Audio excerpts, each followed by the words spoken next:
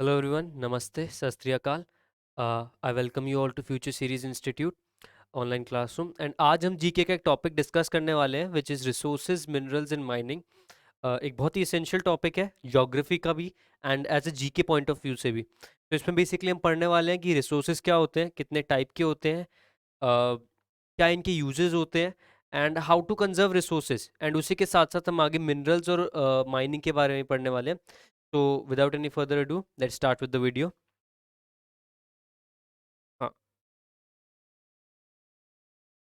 Okay, first of all कुछ भी पढ़ने से पहले हमें जानना जरूरी है हम पढ़ किस चीज़ के बारे में। What are resources?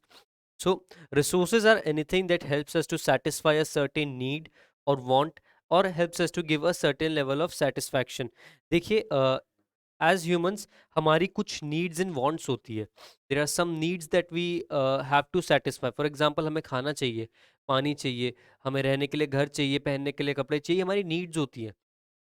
और वांट्स होती है जो चीज़ हमारी मांगे हैं। ठीक है, नीड्स और वांट्स में ये फ़र्क होता है। नीड्स आर नेसेसिटी, जो चीज़ हमें अपने जिंदा रहने के लिए चाहिए, रोटी कपड़ा मकान। Wants are something other than needs. Let's say आपको एक मोबाइल चाहिए, कंप्यूटर चाहिए, आपको सेटिस्फैक्शन चाहिए, ये सारी चीज़ें। सो रिसोर्सेज बेसिकली क्या है? वो चीज़ें जिनसे हम अपनी नीड्स और वांट्स को कंप्लीट कर सकते हैं एंड उसी के साथ साथ एक लेवल ऑफ सेटिस्फैक्शन रीच कर सकते हैं, उसको हम क्या बोलते हैं? रिसोर्सेज। तो रिसोर्स, जिस पैनल पे मैं पढ़ा रहा हूँ वो भी रिसोर्स है, इस पेन का यूज कर रहा हूँ ये भी रिसोर्स है, आप ये वीडियो अपने मोबाइल पे, डेस्कटॉप पे, लैपटॉप पे जिस चीज पे देख रहे हो वो भी रिसोर्स है, एंड आप जिस चीज पे बैठ के इस वीडियो को देख रहे हो वो भी रिसोर्स है। So resource is anything that is useful to us, that helps us to satisfy a certain need or want, and third, it helps us to reach a certain level of satisfaction। इस चीज को मत भूलिएगा। This can be both man made and natural, उस चीज को भी हम थोड़ी सी देर में कवर करते हैं। It refers to wildlife, energy resources, minerals and everything that is of use to us. तो बेसिकली रिसोर्स के अंदर हमारी वाइल्ड लाइफ, वनस्पति, जीव जंतु, एनर्जी रिसोर्सेज जिन चीज़ों को हम जला के एनर्जी प्रोड्यूस करते हैं, और कोई भी वो चीज़ जो हमारे काम आती है, जैसे कि मैंने भी बताया आपके लैपटॉप, टेबल चेयर, डेस्कटॉप, ये सारी चीज़ें रिसोर्सेज हैं। बट यूजुअली हम ये वर्ड रिसोर्स यूज करते हैं एनर्जी रिसोर्सेज के लिए, जैसे कि कोल हो गया, पेट्रोलियम हो गया, जिन चीज़ों को हम जलाकर एनर्जी प्रोड्यूस करते हैं। वही चीज़ मैंने आखिरी की लाइन में लिखी है, however the word is mostly use to describe the energy resources which we use to produce electricity. ये एक रिसोर्सेज का ओवरव्यू है। एक बार मैं फिर से बता देता हूँ, डेफिनेशन क्या है? कोई भी वो चीज़, anything which helps us to satisfy a certain need और वांट और helps us to reach a certain level of satisfaction. मेरे को संतुष्टि पहुंचानी चाहिए रिसोर्सेज यूज करके, ठीक है, तो वो एक रिसोर्स हो गया। अब मैं सेकंड पॉइंट पे आता हूँ जो मैंने स्किप कर दिया था, this can be both man made and natural. उसके लिए एक बार हम अम, थोड़ा सा बताना जरूरी है इसको, ठीक है। और ऊपर ब्लैंक में बताता हूँ क्या, जो हमारे रिसोर्सेज होते हैं उनकी है ना दो कैटेगरीज होती हैं। Number one category is on the basis of origin. Origin का क्या मतलब होता है कि ये उत्पन्न कहाँ से हुए हैं, इनका जन्म कहाँ से हुआ है रिसोर्सेज का, on the basis of origin. Number two is on the basis of availability और रेप्लेनिशेबिलिटी। अवेलेबिलिटी मतलब कि हमारे पास अवेलेबल कितने हैं ये,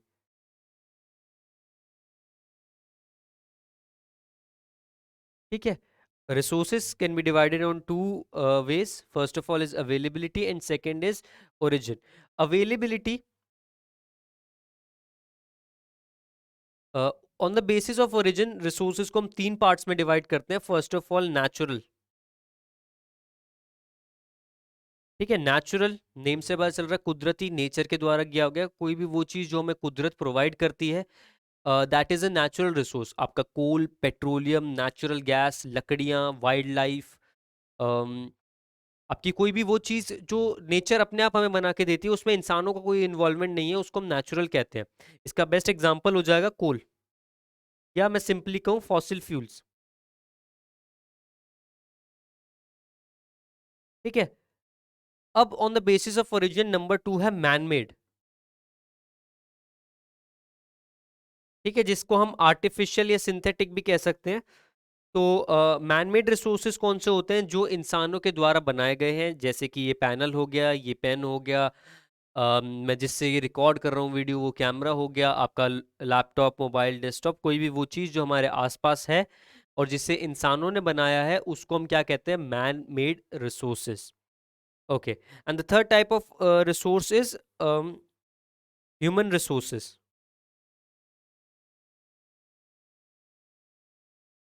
ह्यूमन रिसोर्सेज थोड़ा कॉम्प्लिकेटेड सब्जेक्ट है, इसको हम इस चैप्टर के एंड में पढ़ेंगे, बट मैं एक बार फिर भी समझा देता हूँ ह्यूमन रिसोर्स क्या होते हैं। ह्यूमन रिसोर्सेज का बेसिकली मतलब है कि जब हम इंसान खुद ही अपनी कंट्री के लिए या अपनी ऑर्गेनाइजेशन के लिए या अपनी कंपनी के लिए या फिर किसी भी जगह हम काम करते हैं, हम उस चीज़ के लिए एक रिसोर्स बन जाए, तो वो ह्यूमन रिसोर्स है। जैसे कि मैं एग्जांपल दूं अपना, क्योंकि मेरे को अपनी बड़ाई करना पसंद है। सो मैं ह्यूमन रिसोर्स हूँ अपने इंस्टीट्यूट के लिए, because I am teaching you guys. I am a human resource for this country because I am teaching you guys.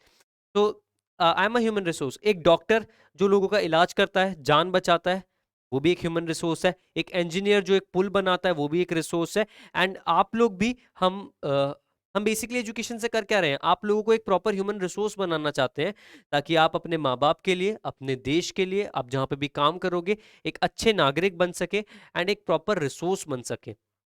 जैसे कि लेट से अगर आप ये एग्जाम क्लियर कर लेते हैं एंड आपका सिलेक्शन लेट से आगे कहीं पे भी हो जाता है, आप फ्यूचर में एक सोल्जर बन जाते हैं, तो आप अपने देश के लिए ह्यूमन रिसोर्स है, because you are protecting our country, right? तो ये बेसिकली ह्यूमन रिसोर्स का एक बेसिक फंडा है, बेसिक कॉन्सेप्ट है, कि जब हम हमारे ह्यूमन, हमारी मैन पावर ही जब हमारा रिसोर्स बन जाए, तो उस चीज को हम क्या बोल देते हैं? Human resources. I hope that is clear. उसके बाद में अब हमारी आती है दूसरी तरह की, on the basis of availability. On the basis of availability हम ह्यूमन रिसोर्सेज को, सॉरी, हम रिसोर्सेज को दो टाइप में बांटते हैं। नंबर वन इज रिन्यूएबल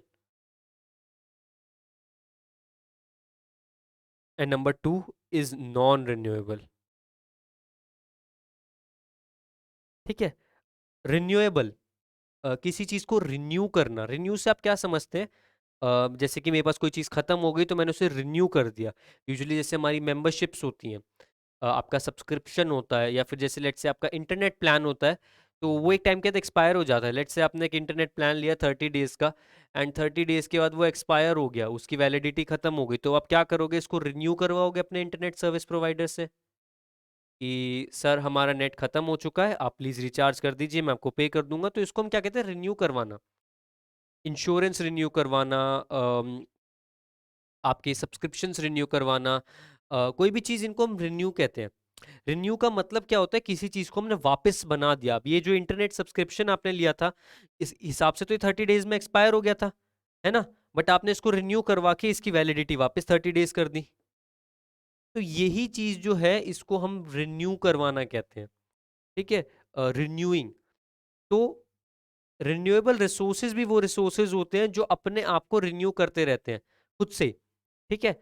और वो क्या करते हैं, वो कभी खत्म नहीं हो सकते ह्यूमन यूज के द्वारा, क्योंकि अ, हम जितना उन्हें यूज नहीं करते, उससे ज्यादा वो प्रोड्यूस कर देते हैं। फॉर एग्जांपल सनलाइट, अगर हम दुनिया के हर एक इंच इंच पे भी अगर सोलर पैनल लगा देंगे ना, तो सनलाइट पे 1% का भी फर्क नहीं आएगा।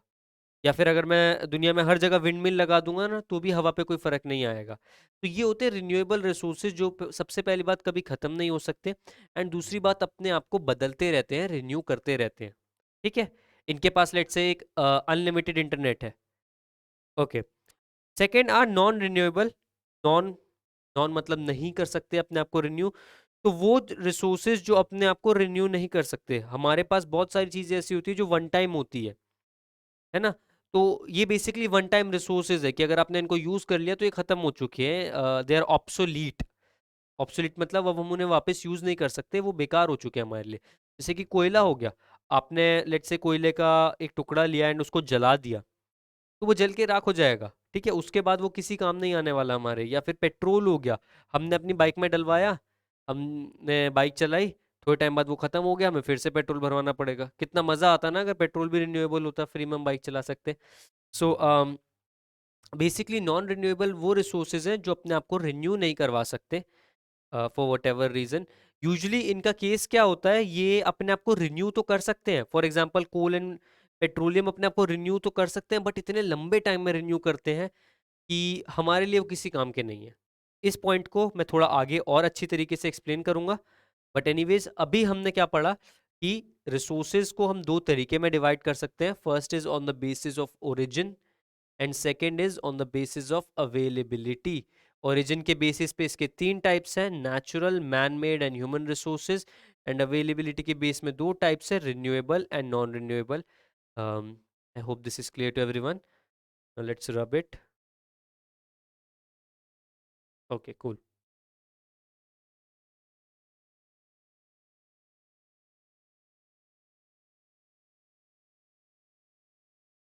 हाँ, सो अब टाइप्स ऑफ रिसोर्सेज, ये है on the basis of availability, कि अवेलेबिलिटी के ऊपर कितने तरीके के रिसोर्सेज हैं। वैसे मैं ये चीज़ पढ़ा चुका हूँ आपको, but let's read it once again. Resources on their availability and their replenishment. अच्छा, अब ये एक वर्ड आ चुका है, रेप्लेनिशमेंट। रेप्लेनिशमेंट का मतलब होता है रिन्यू करना।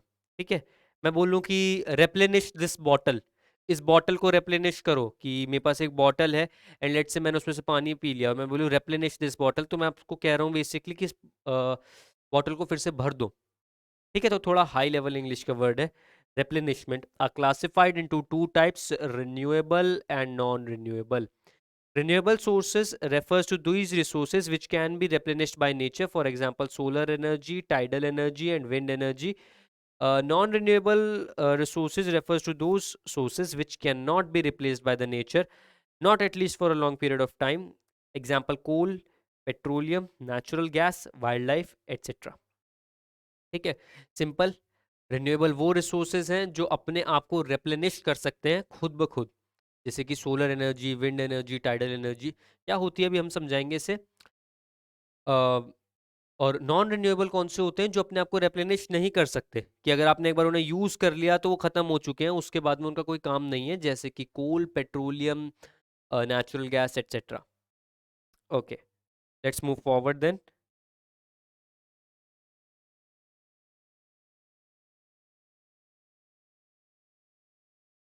हाँ, सो बेसिकली यहाँ पे मैंने दो पिक्चर्स लगाई हैं। ये तो आपको पता है, विंड मिल है। एंड ये एक हो सकता है आप इसके बारे में जानते हो एंड हो सकता है आप नहीं जानते हो, मैं एनीवेज बताया तो, इसको हम कहते हैं वाटर मिल।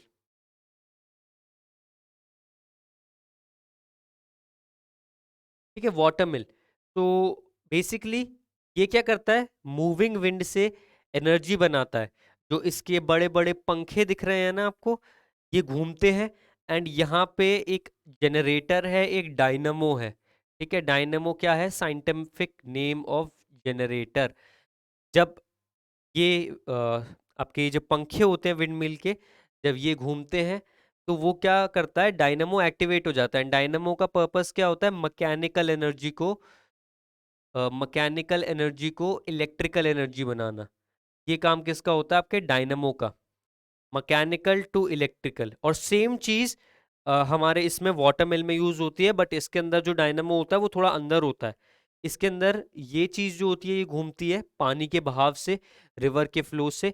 एंड इसके अंदर, इस हाउस के अंदर एक डायनामो लगा हुआ होता है, जो कि उसको आपकी मैकेनिकल एनर्जी को इलेक्ट्रिकल एनर्जी में कन्वर्ट करता है। अब इसको घर के अंदर डायनामो को इसलिए रखा जाता है क्योंकि ताकि वो पानी से खराब ना हो जाए, क्योंकि ऑब्वियसली इलेक्ट्रिकल इक्विपमेंट है, पानी अगर घुस गया तो डैमेज कर सकता है।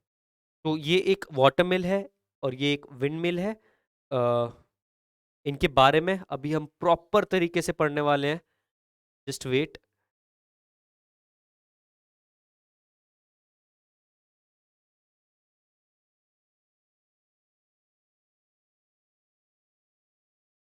ओके, सो अब हम आ चुके हैं सोर्सेज ऑफ रिन्यूएबल एनर्जी पे, कि रिन्यूएबल एनर्जी के सोर्सेज क्या होते हैं, what are the sources of renewable energy, कौन से तरह की रिन्यूएबल एनर्जी होती है।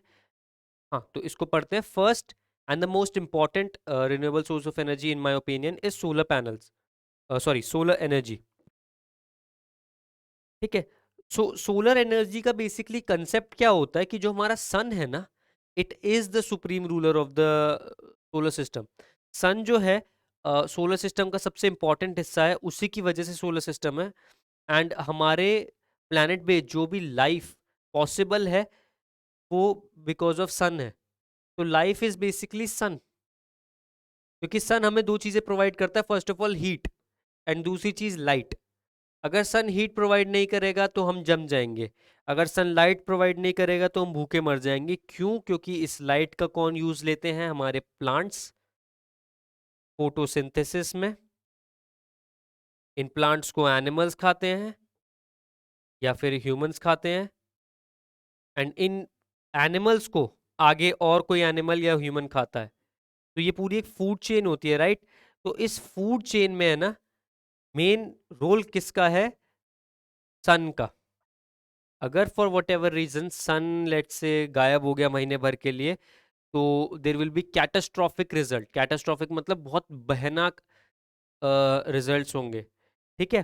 क्योंकि प्लांट्स मर जाएंगे सनलाइट के बिना, एंड अगर प्लांट्स मर गए तो हमारे सारा फूड खत्म हो गया। सनलाइट जो है हमें सारी एनर्जी प्रोवाइड करती है हमें जिंदा रखने के लिए। अगर हम एक तरीके से सोचे तो हम सोलर पावर्ड हैं खुद, क्योंकि हम क्या कर रहे हैं? हम प्लांट्स को खा रहे हैं, है ना?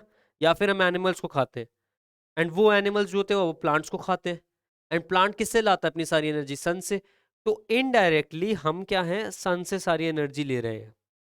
तो सोलर एनर्जी का कंसेप्ट क्या होता है कि हम सोलर पैनल्स लगाते हैं जिनके नीचे सोलर सेल्स होते हैं।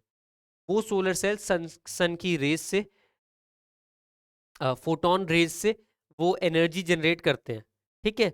अब सोलर एनर्जी के जो बेनिफिट्स होते हैं ना, बहुत सारे होते हैं। फर्स्ट बेनिफिट क्या होता है? Wait a second. Solar energy का first benefit, it is cheap. सस्ती है भाई। हम एज अ पर्सन हमेशा सस्ती चीज को प्रेफर करते हैं, ठीक है? 10 रुपए की चीज दिखाओगे, 5 रुपए की चीज दिखाओगे, हमारी आंखें हमेशा 5 रुपए की चीज की तरफ जाएगी। ओके, एनीवेज, सस्ती इन द सेंस ऐसा नहीं है कि एकदम से सस्ती पड़ जाएगी, ठीक है? ये एक इकोनॉमिकल कॉन्सेप्ट है। जो सोलर पैनल है ना, वो लंबे टर्म में आपको सस्ता पड़ेगा। एक बारी तो बहुत महंगा पड़ेगा। सोलर पैनल का खर्चा डिपेंडिंग आप कौन सी तरीके का लगा रहे हो, कितना बड़ा लगा रहे हो, आपका खर्चा 1 लाख से लेकर 1 करोड़ तक जा सकता है। 1 लाख से लेकर 1 करोड़ तक जा सकता है सोलर पैनल का खर्चा। बट हो सकता है आपको स्टार्टिंग में ये लगे कि सर कैसे सस्ता है भाई, ये 1 लाख 1 करोड़ कौन सी बात कर रहे हो आप? अंबानी थोड़ी है हम, है ना? बट क्या है, ये 1 लाख 1 करोड़ लॉन्ग टर्म में ना आपको बहुत बेनिफिट देगा। क्योंकि क्या है, आप खुद ही की बिजली बनाओगे तो आपके बिजली के जो बिल्स होंगे ना, वो कंसिडरेबली बहुत सस्ते हो जाएंगे। एंड बहुत लोग ऐसे भी है जिनके बिजली के बिल आते ही नहीं है, एकदम जीरो बिल आता है, क्योंकि उनके सोलर पैनल्स होती है। तो जो हमारे घर के लोग हैं, स्पेशली हमारी मम्मियाँ जो हमें एसी नहीं चलाने देती या पंखा नहीं चलाने देती, है ना, कि बिजली का बिल बढ़ जाएगा, तो उनकी टेंशन खत्म होगी फर्स्ट ऑफ ऑल, है ना? तो पहला रीजन तो चीप है, and दूसरा रीजन मम्मी की टेंशन खत्म होगी। ओके, एनीवेज, मजाक कर रहा हूँ। हाँ, दूसरा रीजन क्या है? It is a green energy, ठीक है? तो ग्रीन एनर्जी बेसिकली क्या होता है? ग्रीन एनर्जी एक क्लीनर सोर्स ऑफ एनर्जी को कहते हैं। सारे रिन्यूएबल सोर्सेज जो होते हैं ना, वो लगभग ग्रीन एनर्जी के ही सोर्सेज होते हैं। अब सोलर पैनल्स जो हैं फर्स्ट ऑफ ऑल चीप है, secondly green energy, and thirdly हमारे इंडिया में सोलर पैनल्स पे सब्सिडीज है। गवर्नमेंट्स चाहती हैं कि आप सोलर पैनल्स का यूज लीजिए, क्योंकि ग्रीन है, पोल्यूट नहीं करते हैं, सस्ते पड़ते हैं, ठीक है? क्योंकि ये पोल्यूशन नहीं करते, ये कार्बन एमिशंस को काटते हैं, ग्लोबल वार्मिंग और ग्रीन हाउस इफेक्ट जैसी प्रॉब्लम्स जो हैं उनको दूर करते हैं, राइट? एंड सबसे बेस्ट पार्ट जो सोलर पैनल्स का मुझे लगता है, आप इनको कहीं पे भी लगा सकते हो, यूज्ड एनीवेयर। आपके पास अगर एक छत है, ठीक है, एक छोटी सी छत है, तो आप वहां पे सोलर पैनल लगा सकते हो, ठीक है? आपको कोई बहुत बड़ा प्लॉट नहीं चाहिए उसके लिए। बाकी सोर्सेज रिन्यूएबल एनर्जी के अच्छे हैं, बट उनके अंदर प्रॉब्लम क्या है? एक बहुत बड़ा इन्वेस्टमेंट चाहिए। अगर आपको विंड मिल लगाना है तो आपको एक बहुत बड़ा प्लॉट चाहिएगा उसके लिए, ठीक है? काफी सारा एरिया चाहिएगा उसके लिए। सोलर एनर्जी के लिए ये सब नहीं चाहिए। आपके पास अगर एक टेरेस है तो you can use it, freely आप अपने घर की छत पे लगा सकते हैं। एंड आजकल तो अलग अलग इनोवेशंस आ रही है। फॉर एग्जांपल इलॉन मस्क जो है, वो क्या नया तरीका ला रहे हैं कि अब जो टाइल्स होती है ना घर की, हमारी छत के ऊपर टाइल्स रखती हैं, उन्हीं के अंदर सोलर पैनल्स बिल्ट इन आएंगे। ठीक है, तो आपकी एनर्जी और ज़्यादा बनेगी। एंड इलॉन मस्क का क्या कहना है कि उनका गोल है कि 2050 तक हमारी अर्थ जो है कंप्लीटली सोलर एनर्जी पे चलनी चाहिए। अब इसके फायदे क्या क्या होने वाले हैं? पोल्यूशन नहीं होगा, नंबर वन। ठीक है, पोल्यूशन नहीं होगा तो पर्यावरण हील करेगा अपने आप को। एनवायरनमेंट को जो हमने नुकसान पहुंचाया है इतने हजारों सालों से, वो अपने आप हील होने लग जाएगा। नंबर टू, फ्यूल्स के पीछे जो लड़ाई होती है, जो पेट्रोल के पीछे या कोयले के पीछे जो मारा मारी होती है आजकल के टाइम में, जो आपके ये अरब कंट्रीज जो हैं गरीब कंट्रीज को दबाती हैं क्योंकि उन पे पेट्रोल है, वो चीज खत्म होने लग जाएगी। एंड नंबर थ्री, हम एक एफिशिएंट एनर्जी सोर्स ढूंढ लेंगे जो कि रिलायबल है। आज हम पेट्रोल या कोल को यूज करते हैं ना, तो हमारे को एक चीज मन में ध्यान रखनी पड़ती है हमारी गवर्नमेंट्स को कि अगर आज के अगर ये खत्म हो गए तो फिर क्या करेंगे? सोलर पैनल के साथ वो प्रॉब्लम नहीं है। ठीक है, तो ये कुछ चीजें थी सोलर एनर्जी के बारे में। एक बार इसे फटाफट रीड कर लेते हैं and then will move on to the wind energy. Solar energy, we all know that sun is the supreme ruler of the solar system and therefore it provides us with almost all of the energy that we need, and fortunately this energy is also renewable, meaning it will never go extinct. मैंने बताया कि भाई सूर्य देवता जो हैं हमारे solar system के राजा हैं, और उनके द्वारा प्रोवाइड की हुई जो एनर्जी है वो रिन्यूएबल होती है, मतलब वो कभी खत्म नहीं होगी। जैसे कि मैं आपको पहले बता रहा था, आप अगर हर एक इंच पे भी सोलर पैनल लगा लोगे ना, तब भी सोलर एनर्जी पे कोई फर्क नहीं पड़ेगा। ठीक है, we can harness the solar energy using solar panels over large scale. In addition to that, solar energy is also cheap, cleaner and more efficient than other sources of non renewable energy. Cheap है, cleaner है, और बाकी sources से काफ़ी better है। ठीक है, ये तीन रीजंस सोलर एनर्जी को आज के टाइम में हाईली डिमांडेड एनर्जी बना देते हैं। हर कोई प्रेफर करता है कि अपने स्कूल्स में, ऑफिसेज में, बिल्डिंग्स में, अकेडमीज में सोलर पैनल यूज करिए क्योंकि बिजली का बिल तो कटेगा कम से कम। तो ये सोलर पैनल्स के बारे में था सारी चीजें। Okay, I hope this is clear.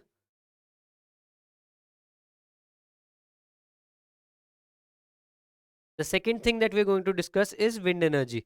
अब जैसे कि विंड एनर्जी के बारे में मैंने आपको विंड मिल दिखाया, पहले मैं इसे पढ़ देता हूँ, फिर हम वापस डिस्कस करेंगे इसे।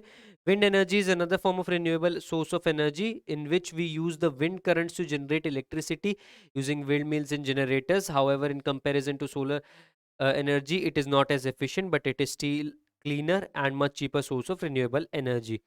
तो बेसिकली क्या है, इसमें हम विंड करंट्स को यूज करते हैं, हवा के बहाव को यूज करते हैं, विंड मिल्स और डायनमो को यूज करके, जनरेटर्स को यूज करके, कि हम इलेक्ट्रिसिटी जनरेट कर सके। अब सोलर एनर्जी के कंपैरिजन में ना विंड एनर्जी के कुछ प्रॉब्लम्स है। फर्स्ट ऑफ ऑल, आपको इन्वेस्टमेंट बड़ा चाहिए। एक विंड मिल जो होता है it is considerably more expensive than a solar panel. Solar panel से ज़्यादा एक्सपेंसिव होता है wind mill. And again, single wind mill से बहुत ज़्यादा फर्क नहीं पड़ेगा, आपको मल्टीपल विंड मिल्स चाहिए ही चाहिए। ठीक है, बट इसके अगेन फायदे भी हैं। क्लीन है, कोई पोल्यूशन नहीं करता, एंड लॉन्ग रन में सस्ता है। एक विंडमिल अगर मैंने आज लगाया है तो मैं एक्सपेक्ट करूंगा कि वो आज के 20-25 साल तक तो कम से कम चले ही चले। तो 20-25 साल के लिए मेरे लिए फ्री की एनर्जी बना रहा है, जो कि मेरे लिए एक एडवांटेज है। वो सेम चीज़ मैं कोल से या पेट्रोलियम से एक्सपेक्ट नहीं कर सकता क्योंकि उनको जलाया वो खत्म हो जाएंगे, एंड सेकेंडली पोल्यूशन करेंगे। तो windmill, although not as good as solar panel, is still a good source of energy. अब दोनों में ना एक छोटी छोटी प्रॉब्लम है, बहुत इत्तू इत्तू सी प्रॉब्लम है, जिसको मैं बताने वाले हैं। सोलर पैनल में क्या प्रॉब्लम है? It does not work if there is no sunlight. Solar panel night में यूजलेस है, रात में सोलर पैनल काम नहीं करता। एंड सेकेंडली, अगर आपका लेट्स से दिन में मौसम थोड़ा खराब हो रहा है, बादल आ गई या बारिश हो रही है, ठीक है, तो भी सोलर पैनल जो है थोड़ा यूजलेस हो जाता है। ठीक है, अगर आपको सोलर पैनल का बेस्ट यूज चाहिए तो आपको एक ऐसी जगह में रहना जरूरी है जहां पे कम से कम सुबह के 8 बजे से लेकर शाम के 6 बजे तक सनलाइट प्रॉपर हो। अगर आप ऐसी जगह में हो तो सोलर पैनल आपके लिए बेस्ट चीज है, आपको कहीं और तो जाना ही नहीं है फिर। बट अगर आप एक ऐसी जगह में हो जहाँ पे ठंड बहुत पड़ती है एंड सनलाइट ज़्यादा नहीं आती, तब मे बी आपको एक बार कंसिडर करना पड़ेगा कि क्या सोलर पैनल हमारे लिए बेस्ट चॉइस है। तो सोलर पैनल का क्या डिसएडवांटेज है? सिर्फ एक डिसएडवांटेज है, सनलाइट इज नेसेसरी। ठीक है। वैसे तो आप बोलोगे कि सर ये तो हमें बात पता ही है, सोलर पैनल के अंदर सनलाइट तो चाहिए ही चाहिए, और आप बोलोगे ये बात तो सबको ही पता है, आप क्या नई बात बता रहे हो सर। बट यूजुअली है ना, हम इस चीज़ को भूल जाते हैं कि सोलर पैनल 2400 घंटे काम नहीं कर सकता। वो दिन में मैक्स टू मैक्स आपके 14 से 15 घंटे ही काम कर सकता है। Okay, that is the first and the only disadvantage of solar panel. May be आप कह सकते हो कि इन्वेस्टमेंट बड़ा है वगैरह वगैरह, बट इकलौता डिसएडवांटेज सोलर पैनल का जो है वो यही है कि sunlight is necessary. And same disadvantage wind mill का ही है। Wind is necessary, wind is necessary. अब हिसाब से तो विंडमिल जो है दिन में 24 घंटे काम कर सकता है। क्यों? क्योंकि जब तक हवा चलेगी तब तक विंडमिल काम करेगा। बट प्रॉब्लम ये है कि 24 घंटे हवा नहीं चलती, ना ही साल के 365 दिन हवा चलती है। ठीक है। दिन के कुछ टाइम ऐसे आते हैं जहाँ पे हवा एक बारी के लिए स्टॉप हो जाती है। कुछ दिन ऐसे आ जाते हैं लगातार जहाँ पे हवा चलती ही नहीं है, और उस केस में विंडमिल जो है कंप्लीटली यूजलेस है। ठीक है। अगर हवा धीमे भी चल रही है ना, हल्की हल्की, जिसको हम ब्रीज कहते हैं, या बहुत स्लो हवा जो होती है, सॉफ्ट विंड्स, उसमें भी विंड मिल ज़्यादा अच्छा काम नहीं करेगा। विंड मिल को एक अच्छी खासी विंड करंट चाहिए उसे वर्क करने के लिए, क्योंकि जब तक इसके पंखे नहीं घूमेंगे ना, तब तक विंड मिल काम नहीं कर रहा। एंड क्योंकि इसके पंखे जो होते हैं थोड़े बड़े होते हैं साइज में, तो उनको एक कंसिडरेबल अमाउंट की विंड चाहिए प्रॉपर। तो विंड मिल का एक सबसे बड़ा डिसएडवांटेज ये है कि विंड इज नेसेसरी। जैसे ही भैया विंड गई, हवा गई, विंड मिल फ्लॉप है। ठीक है। फिर वो बस एक खाली बैठा हुआ बड़ा सा पंखा है हवा में, जमीन में सॉरी, जो सिर्फ एक शो पीस की तरह है। ओके। बट ये दोनों चीजें ना हमारे, ए भैया, ओके, ये दोनों चीजें जो हैं, सन की प्रॉब्लम या विंड की प्रॉब्लम जो है, वो हमारे टाइडल एनर्जी में नहीं है। So tidal energy refers to the electricity created or generated by water currents of rivers, streams, waterfalls. It is harnessed by placing water mills and dams in strategic location in order to generate as much energy as possible. हाँ, एक बार वापस उस diagram, sorry, figure पे जाते हैं, जो picture थी wind mill की, सॉरी वाटर मिल की। हाँ, ये है आपका water mill. This is your water mill. तो वाटर मिल जो होता है ना, अ, वो क्या करता है बेसिकली, उसको हम लगाते हैं रिवर्स के बहाव में। क्योंकि देखिए, सोलर एनर्जी की क्या प्रॉब्लम है कि सनलाइट चाहिए, विंड एनर्जी की प्रॉब्लम है विंड चाहिए, एंड टाइडल एनर्जी की कोई प्रॉब्लम नहीं है, क्योंकि जो नदी है ना वो हमेशा बहती रहती है। अगर आपने इसको लेट से झरने के पास लगा दिया, तो झरना जो है हमेशा बहता रहेगा, राइट। झरना कभी रुकने नहीं वाला, it will keep on flowing. या तो पानी खत्म हो जाए उसमें से, जो कि हो नहीं सकता, अदरवाइज वो बहता रहेगा। तो वाटर मिल की एक बेस्ट एडवांटेज क्या है कि थ्योरेटिकली अगर आप इसको एक अच्छी जगह पे लगाओगे, तो इन थ्योरी ये आपको 24/7, 365, 24 घंटे, हफ्ते के सातों दिन, 365 दिन, ये आपको एनर्जी प्रोवाइड करता रहेगा। ठीक है। क्योंकि रिवर का करंट रुकने नहीं वाला, गंगा नदी हजारों सालों से बह रही है, ठीक है, आज तक रुकी नहीं है, राइट। तो वाटर मिल का ये बेस्ट एडवांटेज है कि ये थ्योरेटिकली हमेशा काम कर सकता है, कभी रुकेगा नहीं। First advantage. Second advantage, again clean है, ठीक है, एफिशिएंट है काफी। बट अगेन डिसएडवांटेजेस क्या है? फर्स्ट ऑफ ऑल एक लोकेशन प्रॉब्लम आ जाती है, अगर आपके एरिया में रिवर नहीं है। जैसे कि करंटली आई एम इन राजस्थान, मैं राजस्थान में हूँ, यहाँ पर रिवर्स नहीं है, तो वाटर मिल की कोई प्लेसमेंट नहीं है यहाँ पे, वाटर मिल का कोई स्कोप नहीं है। नंबर टू, इन्वेस्टमेंट अच्छी खासी चाहिए, क्योंकि ऑब्वियसली आपको इसमें क्या क्या करना है, एक बड़ा व्हील लगाना है, ठीक है, अंदर इसके इस घर के अंदर एक डायनमो लगेगा, जनरेटर लगेगा, एंड उसके अलावा आपको ये घर बनाना जरूरी है फर्स्ट ऑफ ऑल। क्योंकि अगर आपने खुला डायनामो रख दिया तो ब्लास्ट मार जाएगा पानी, अगर उसके अंदर चला गया तो इन्वेस्टमेंट अच्छी खासी है। तो ये प्रॉब्लम है वाटर मिल की। First of all location proper चाहिए, एक रिवर चाहिए, एंड रिवर भी स्लो वाली नहीं चाहिए, हमें रिवर चाहिए जो तेज बह रही हो, ठीक है, तो वाटरफॉल या तो रिवर, है ना। और नंबर टू प्रॉब्लम क्या है, इन्वेस्टमेंट इज क्वाइट लार्ज। हाँ, सो ये चीजें थी वाटर मिल के बारे में। बट अगेन अगर इसको प्रॉपरली यूज किया जाए एक अच्छी लोकेशन पे जहाँ पे रिवर्स हैं, वाटरफॉल्स हैं, प्रॉपर रिवर करंट है, तो वहां पर ये बहुत ही बढ़िया है, ठीक है। वहाँ पे ये बहुत सक्सेस है, कारगर है, इसको हम यूज कर सकते हैं, ठीक है। उसी के साथ अब मैं जो है पढ़ाने वाला हूँ आपको fourth and the final source of renewable energy, that is called biogas, या जिसको हम गोबर गैस भी कहते हैं। हाँ, पहले मैं इसको रीड कर देता हूँ, then I will explain it with the help of the diagram. Biogas is one of the emerging sources of renewable energy. In it, animal dung is used inside a laboratory made specifically for converting animal dung into energy. It is also sometimes referred to as gobar gas. हाँ, तो अब गोबर gas क्या होती है, अब वो हम पढ़ने वाले हैं इसके बारे में। और मैं इसको बिना डायग्राम के एक्सप्लेन नहीं करूँगा, थोड़ा डिफिकल्ट हो जाएगा। मैं इसको, नीचे एक फिगर हमने दे रखी है उसी के साथ पढ़ते हैं। हाँ, so this is a biogas plant, ठीक है, ये एक बायोगैस प्लांट है। We should be proud of it, क्योंकि ये इंडिया में ही डेवलप हुआ गया है, और इसके थ्रू हम बेसिकली अपने कचरे को, जिसका कोई पर्पस नहीं है, उससे हम एनर्जी बना सकते हैं। So it is quite interesting, now pay attention to it. अब इस बायोगैस प्लांट के कुछ कंपोनेंट्स हैं, कुछ पार्ट्स हैं। First of all there is an inlet, there is an inlet, और जहां पे इनलेट होगा there will always be an outlet. Then there is a digester, gas holder and latrine, and उसके बाद में बायो स्लरी। अब ये जो है ना, ये गोबर गैस हो या बायोगैस, सुनने में थोड़ा डिस्गस्टिंग लगता है।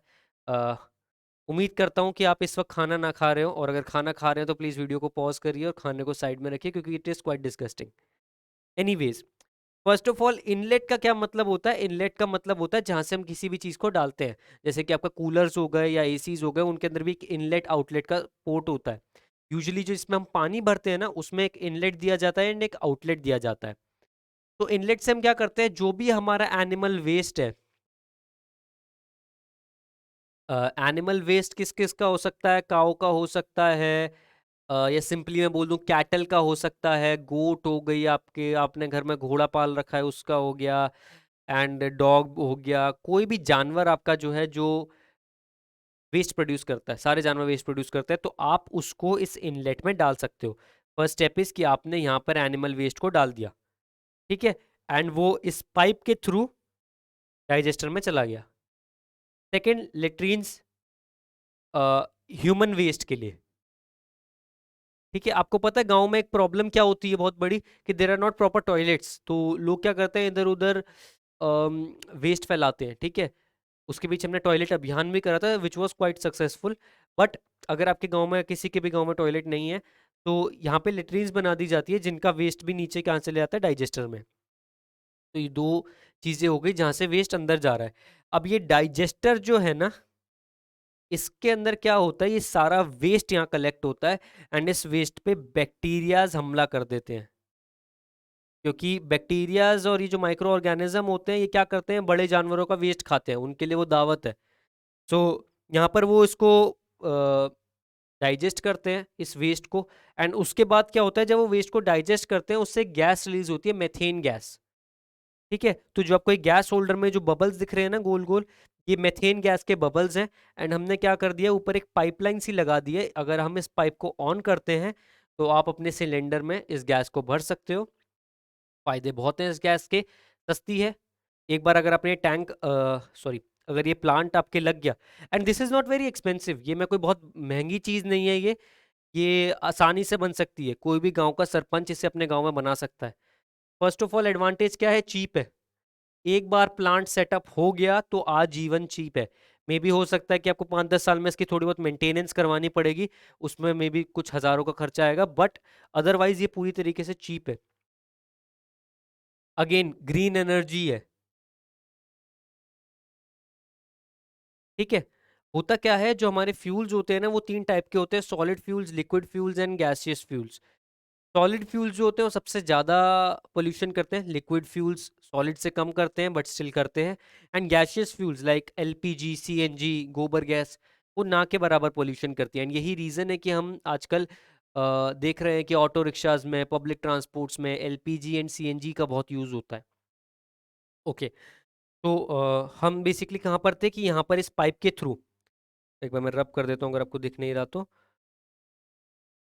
ये वाला पाइप जो है, इसके थ्रू हम क्या कर सकते हैं, अपने टैंक्स में इस गैस को भर सकते हैं and you can use it for anything. आप इस पे सिलेंडर्स के थ्रू इसमें कुकिंग में यूज़ कर सकते हो, इस गैस को जलाने में यूज़ कर सकते हो, वॉट एवर यू लाइक। अब उसके बाद क्या होता है, ये अब हमारा आउटलेट का काम आता है। अब जो ये वाला वेस्ट है, ये सारा वेस्ट, इसके अंदर से मेथेन कंपाउंड जो है वो निकल चुका है। मेथेन जो है वो सारा गैस होल्डर में जा चुका है और इसमें अब जलने की वो वाली क्षमता नहीं है। जलेगा अब भी ये, अगर आप इसको सुखा के जलाते हो इस वेस्ट को, तो वो जलेगा बट उस तरीके से नहीं जलेगा जो हमें चाहिए। तो हम क्या करते हैं, आउटलेट डिज़ाइन करते हैं जहाँ पे जो एक्सेस वेस्ट होता है वो यहाँ से बाहर निकल जाता है, एंड वो एक्सेस वेस्ट एक गड्ढे में चले जाता है, जिस गड्ढे का हमने नाम दिया बायो स्लरी। यहाँ पर ये वेस्ट इकट्ठा हो जाता है, जमा हो जाता है, एंड इस वेस्ट को चाहे तो कोई फार्मर्स मैन्योर के लिए यूज़ कर सकते हैं, खाद के तरीके से यूज़ कर सकते हैं, नहीं तो ये वेस्ट यहीं पे पड़ा रहेगा और इस जगह की फर्टिलिटी भी बढ़ा सकता है। सो मेरे हिसाब से I think this is one of the most innovative source of energy, this is one of the best sources of energy, क्योंकि इसके फायदे जो है ना कई ज़्यादा है। मैं फायदे की बात करूं तो सबसे पहला चीप है। इस प्लांट को सेटअप करने में एक गांव को बहुत ज़्यादा खर्चा नहीं आएगा, ठीक है। मेरे हिसाब से एक छोटी इन्वेस्टमेंट में ये सेटअप हो सकता है, तो ये सस्ता है, एंड एक बार सेटअप हो गया तो फिर तो ये आजीवन फ्री है। आपको बस 5 से 10 साल में कुछ ना कुछ इसमें थोड़ी रेस्टोरेशन करवानी पड़ेगी, थोड़ा डैमेजेस के लिए चेक करना पड़ेगा, बट उसके अलावा ये टोटली ओके है। सेकंड, ग्रीन एनर्जी है, मतलब कि पोल्यूशन नहीं करती, क्योंकि मैंने अभी बताया कि गैशियस फ्यूल सबसे कम पोल्यूशन करते हैं। नंबर 3, वेस्ट को यूज़ करते हैं हम इसमें, जो कि सबसे इम्पोर्टेंट पॉइंट है, क्योंकि अगर इस वेस्ट को इसमें आप यूज़ नहीं करोगे तो ये इधर उधर फैलता रहेगा।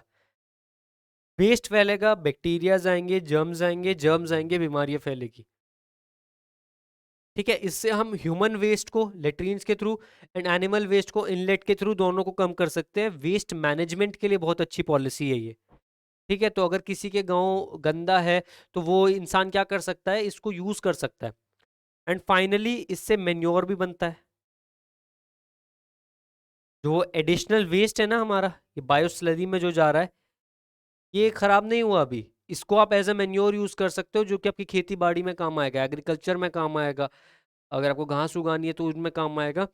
तो ये बायो गैस के कुछ फायदे मैंने बताए, एंड अगेन इतने ही फायदे नहीं है, और भी बहुत सारे फायदे हैं। फॉर एग्जांपल, एक रूरल इनोवेशन है।